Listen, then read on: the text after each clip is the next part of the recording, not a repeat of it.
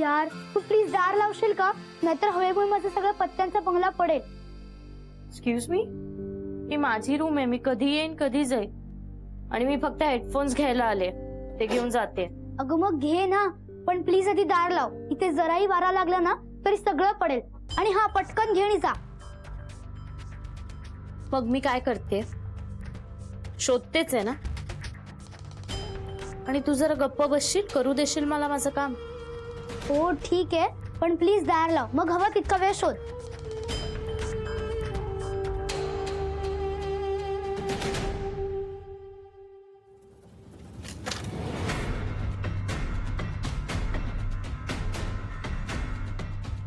काय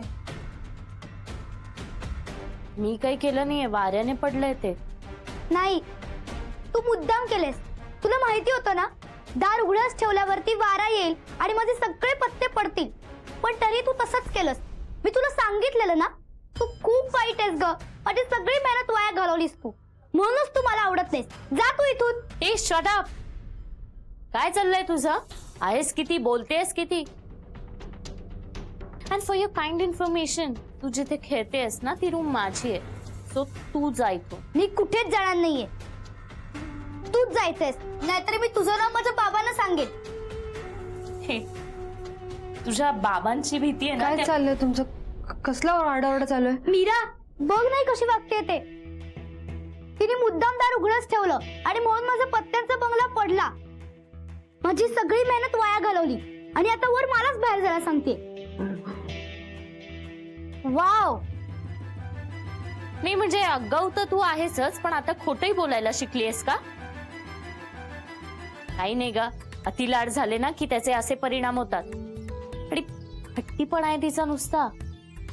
ती मला आधी उलटून बोलली की तू जा इथून बाहेर.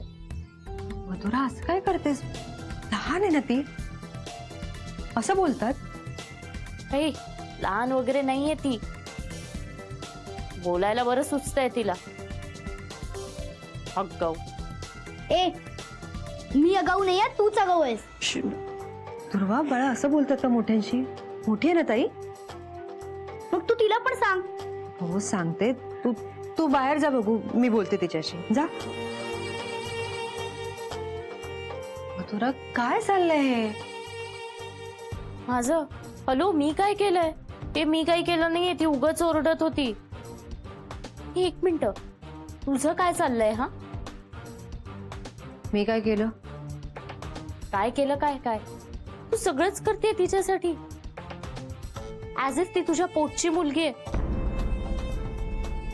आणि कशासाठी? हा, काय गरज काय आहे ताई? काय बोलतेस तू मधुरा? विसरलीस मामाने आपल्यासाठी काय केलंय? आपणही त्याच्या पोटच्या पोरी नाही आहोत, तरी आई बाबा गेल्यानंतर त्याने सांभाळलं ना आपल्याला. तू असं कसं विचारू शकतेस? हो गॉड ताई, ते वेगळं आहे. तिला मी ना फक्त त्या जिजूंमुळे सहन करते. म्हणजे म्हणजे जिजू मला माझ्या आणि आदित्याच्या लग्नासाठी सपोर्ट करताय, म्हणून मी त्यांचं सगळं ऐकते किंवा सहन करते. आणि ही त्यांची मुलगी आहे ना म्हणून. नाहीतर मी हिला कधीच घराबाहेर काढलं असतं. आणि ऍक्च्युली तुलाही.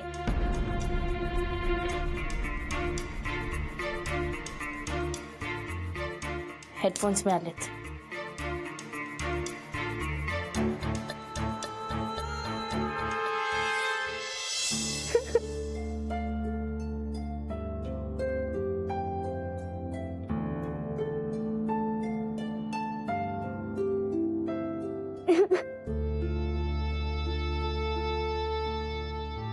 अरे बापरे, काय काय रडतंय आमचं बाळ?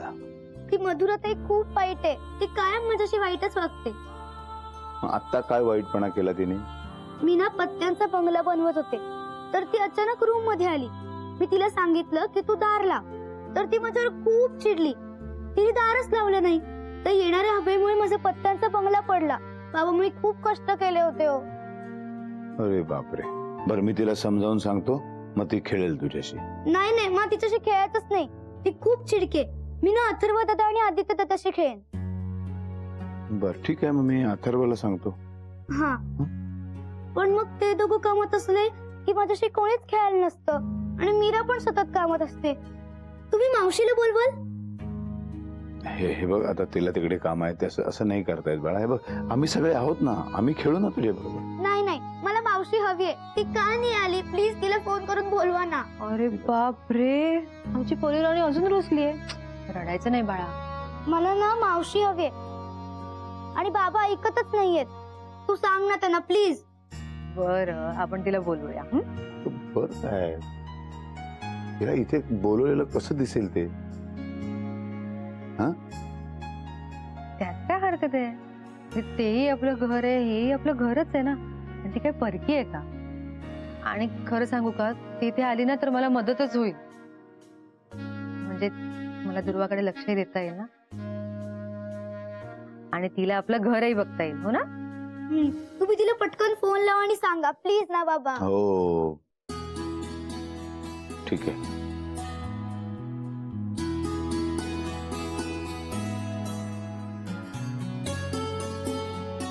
हा, मी बोलतोय. घरातली सगळी कामं पटापटा आवरा आणि इथं या मीराच्या घरी. हो, दुर्वा तुमची वाट बघते.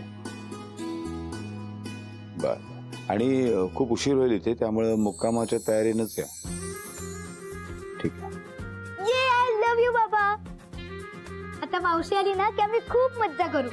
खूप खूप मजा कर. हा, अथर्व दादा कुठे? आम्ही ना परत पत्त्यांचा बंगला बनवतो. म्हणजे मावशी आली ना की तिला दाखवते येईल. चालेल? येते.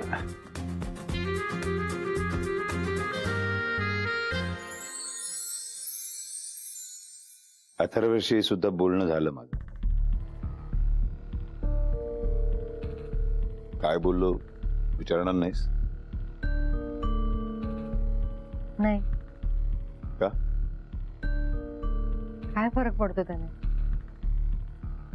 तुम्ही जे बोलाल, जे वागाल, सगळं मान्य आहे मला. मी आलेच, किचन आवरून घेते.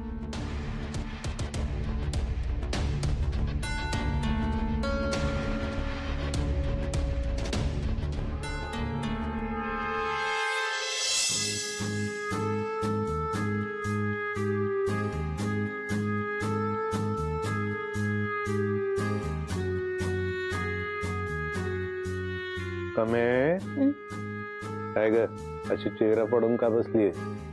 बरं झालं बाई तुम्ही आलात. तुम्ही आलात ना की मला बरं वाटतं. आनंदी झालीस मी आल्याबद्दल. म्हणजे नक्की काहीतरी उपद्रव करून ठेवलेलं आहे? नक्की सांग काय घडलंय. झालं, तुम्हालाही वाटतं ना मी उपद्व्याप करते म्हणून. हो, कोणी मला समजूनच घेत नाही. मला एकदा कानफाटी नाव पडलं ना की पडलं. अरे बाप. पण अभिनंदन, चक्क एक म्हण अख्खी तू बरोबर म्हणालीस आता. अभिनंदन. झालीत ना नाटकं करून. आता सांगा काय झालं तोंड पाडायला ते. नाटकं कसली, मी तेच सांगते तुम्हाला की देवाशिषराव आले होते. हो, माझ्याशी बोलायचं होतं त्यांना. पुढे खूप गप्पा मारल्या आम्ही. पुढे झालं. ते तेवढं तोंड पाडण्यास. ए कमू, तू काहीतरी वेडवाकडे बोलली नाहीस ना त्यांच्याकडे? नाही नाही, तुमच्या दोघात काय बोलणं झालं ते मला आत्ताच्या आत्ता सांगतो. मी मी असं वेडवाकडे काही नाही बोलले. मी बोलले ते खरं बोलले. हो, मी त्यांना सरळ सांगितलं की मीरेचं आणि आदित्यचं प्रेम होतं, मधुरा मध्ये पडली आणि मग मीरेने मधुरासाठी त्याग केला आणि मग तुमच्याशी लग्न केलं. सरळ सांगितलं खरं. खोटं बोलतेस तू. तू असं काही सांगितलं नाहीस. उलट मीरेच्या बाजूने तर तू सांगणेच शक्य नाही. काहीतरी वेगळं सांगितलेलं काय? काय बघा, आता मी खरं बोलले तरी तुम्ही मला रागवता, मी खोटं बोलले तरी तुम्ही मला ओरडता. मी बापडीने करायचं काय? मला काय करू नकोस तू. तोच तर प्रॉब्लेम आहे. तू काहीतरी केलंस ना की सगळे प्रॉब्लेम्स होतात का इकडं. नको काही करू. हो, खरं तर सांगू का तुम्हाला, ते देवाशिषराव त्यांना ऍक्च्युली सगळं माहित होतं. ते फक्त माझ्याकडनं वदवून घ्यायला आले होते, शहानिशा करून घ्यायला आले होते. आता काय करणार, मी सगळं खरं सांगितलं. आता मीरेच्या संसाराचं काय होईल मला माहिती नाही, पण आदित्य आणि मधुराचं लग्न होणार नाही एवढं मात्र नक्की हो. काय करू तुझं? अक्कल चालवायची असते तेव्हा तू झोपा काढतेस आणि नको त्यावेळी ही अशी माती खातेस. तर मी काय माती खाल्ली? मी खरं तेच सांगते. ती मधुरा टवळी जिथे जाईल ना, ज्याच्या आयुष्यात जाईल ना, त्याची माती करणार बघा, ती वाटोळ करणार ती.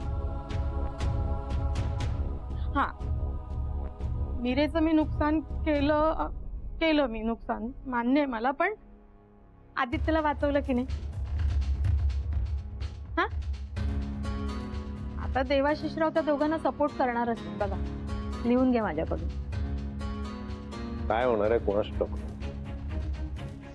आता मी बघतो काय करायचं ते. या पुढे यात पडू नका. मी जाऊन येतो जरा आता कुठे चाललात? इंग्लंडला. अय्या हो, कॅन्सल. अथर्वचा फोन आला होता, तिकडे जाऊन येतोय. आजारीच राहा, म्हणजे अशीच राहा, बरं दिसतंय ते.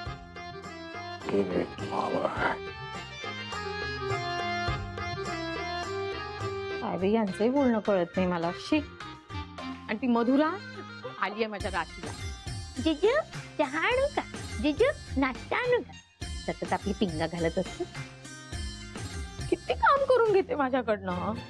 बरं काम करून घेते तर घेते, मला वरून बोलते सुद्धा टोचून टोचून. आता बघ, आता बस म्हणावं.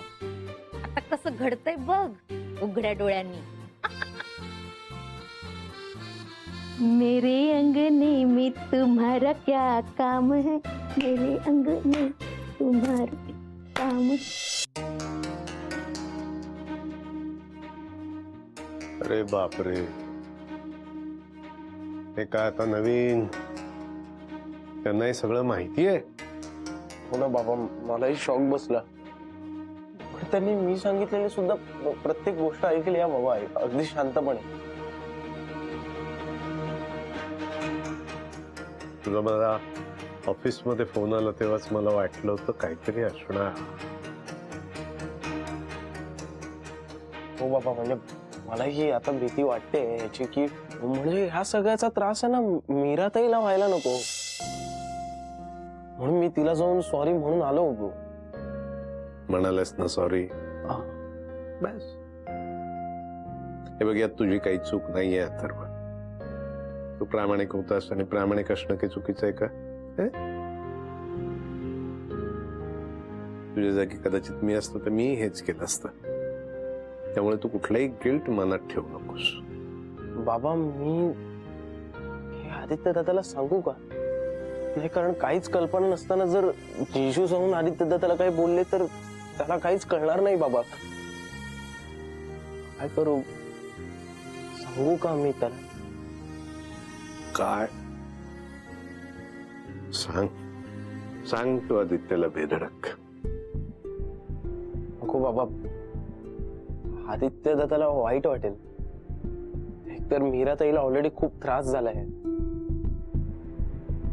काय करू बाबा? मला खूप वाईटही वाटतंय. मी सांगू का नको? सांगणं कितपत योग्य आहे काहीच कळत नाही बाबा मला. हे बघ अथर्व, मी तुझी अवस्था समजू शकतो. तू सांग आदित्याला मी तुझ्या पाठीशी आहे. काही काळजी करू नकोस तू. बाबा मी माझ्या पाठीशी आहात, मग मला काळजी करण्याची काहीच गरज नाही. जिजूंनी असं विचारायला नको होतं. पण अथर्व, यात ना तुझी चूक आहे, ना देवाशिषची, ना आदित्यची, ना मीराची. यात ना परिस्थिती चुकलेली आहे. काय होऊन बसतंय काही कळत नाहीये मला. देवाशिषनं हे सगळं माहिती असूनही त्यांनी कुठलंही पाऊल उचललं नाही अथर्व. त्यामुळे यापुढे काय करायचं त्यांच्या डोक्यात आहे त्याचं काहीच अंदाज लागत नाही रे. जेव्हा पोटभर. मामा काय वाढू? नाही नाही काही नाही, पुरे पुरे. देवाशिष तुमच्या आवडीचं जेवण आहे हा? ते बोलत काय बसले असं वाढ ना त्यानं उसळ वाढ वाढ. मी भरपूर खाल्ले अहो, तुमच्यासाठी खास करायला लावलेली आहे ती. अगं वाढ ना. अगं नको मीरा, मी खरंच खूप खाल्ले म्हणजे अप्रतिमच झाले, पण खूप खूप झालं ओव्हर झालं. पोरीच्या हाताला चव आहे की नाही हा? ताई उसळ बनवतानाच इतका सुगंध येत होता की माझ्या तोंडाला तेव्हाच पाणी सुटलं होतं. हम्म. नाही म्हणजे मीराताई कुठलीही गोष्ट इतकी प्रेमाने आणि छान बनवतात की साधा पदार्थही खूप मस्त होऊन जातो. मग काय ना, आपण ज्याच्यासाठी हे बनवतो त्या माणसाने वाहवा केली की खरंच खूप बरं वाटतं, सगळं भरून पावतं. म्हणजे मेहनतीचं चीज झाल्यासारखं वाटतं.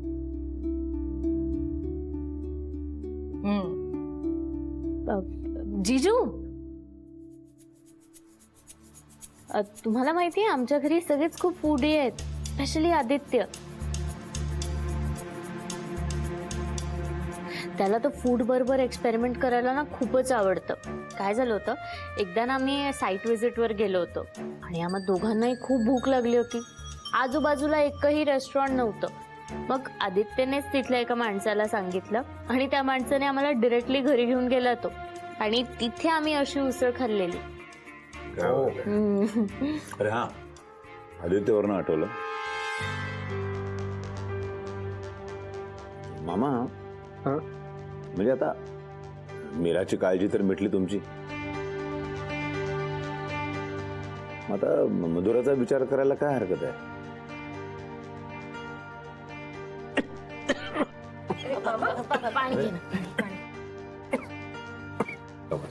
पाठीवर नातर, पाठीवर नातर.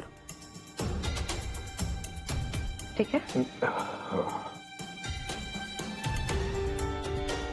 हो करू की, पण आता पण काय, चांगली मोठी झालेली आहे ती, सगळ्या घरातल्या जबाबदाऱ्या सांभाळायला सुरुवात केली तिने. स्वतःच्या पायावर उभी आहे, मग आता काय हरकत आहे?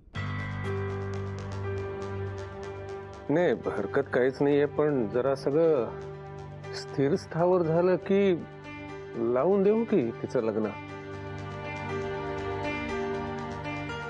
आता आणखीन काय स्थिरस्थावर व्हायचं बाकी आहे?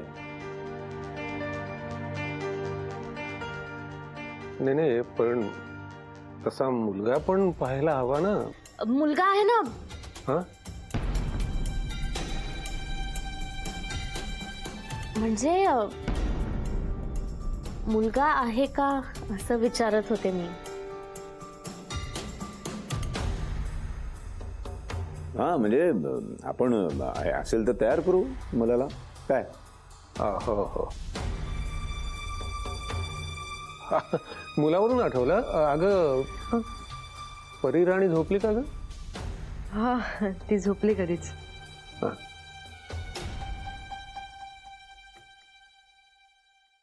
बरे, उसळ अप्रतिम झालेली आहे, तुम्ही दोघी जेवून घ्या, नाही तर आहे ती संपेल. तुमचं झालं की आम्ही बसतो जेवायला.